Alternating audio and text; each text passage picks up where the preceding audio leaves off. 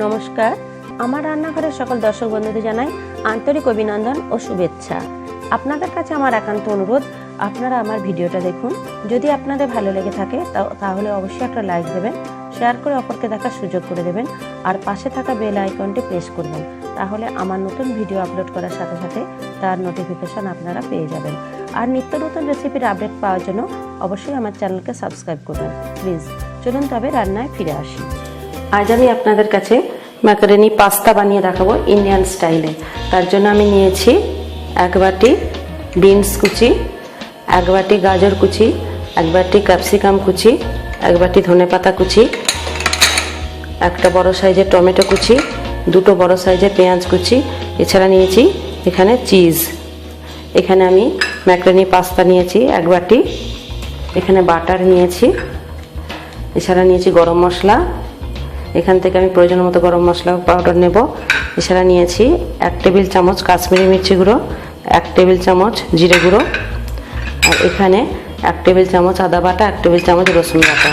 এছাড়া নিয়েছি tomato sauce, 4টে কাঁচা লঙ্কা কুচি, আর নিয়েছি 1 টেবিল চামচ চিনি।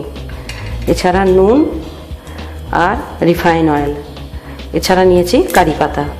এবার গ্যাসেতে আমি একটা কড়াইয়ে বেশ কিছুটা জল গরম করতে দিয়েছি।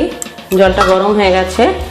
এবার এই গরম জলের মধ্যে প্রথমে আমি দিয়ে দিলাম 1 চামচ নুন, আর দিয়ে দিলাম 1 চামচ রিফাইন অয়েল।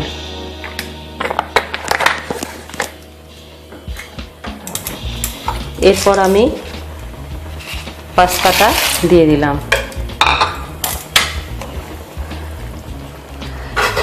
পাস্তাটা দিয়ে আমি ঢাকনাটা ঢেকে দিলাম। প্রায় 80% কুক হলে পর আমি পাস্তাটা ছেঁকে নেব।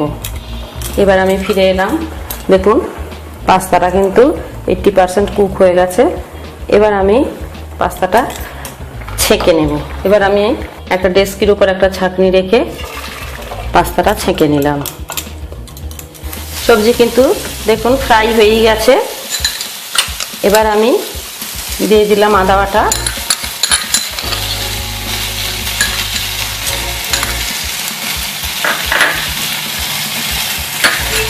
আর দিয়ে দিলাম জিরে গুঁড়ো।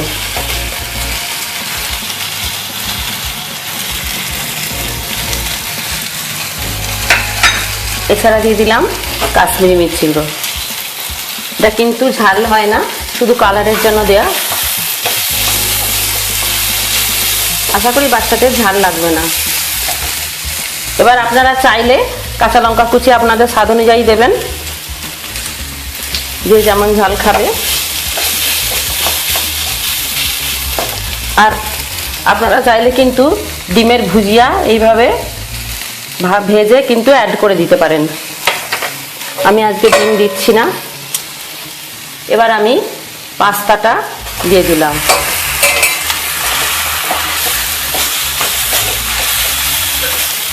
এবার পাস্তার সাথে সমস্ত সবজিটা ভালোভাবে অ্যাড করে নেব। সেটা দিয়ে দিলাম অল্প চিনি আর স্বাদ অনুযায়ী নুন।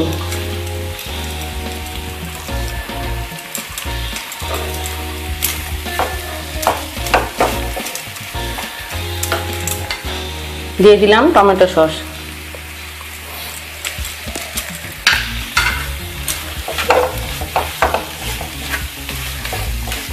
প্রায় হয়েই এসেছে পাস্তা।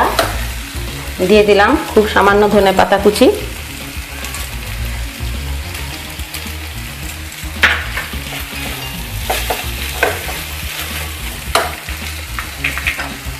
গ্রেট করে রাখা চিজ, সামান্য গরম মশলা গুঁড়ো, আর অল্প একটু বাটার ছড়িয়ে আমি নামিয়ে নিলাম। গ্যাস বন্ধ করে দিলাম।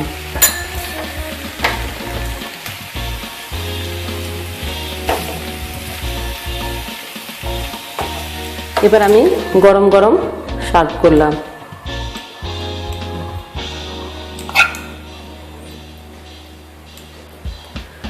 তৈরি হয়ে গেছে আমার রেসিপি ইন্ডিয়ান স্টাইলে ম্যাকারনি পাস্তা।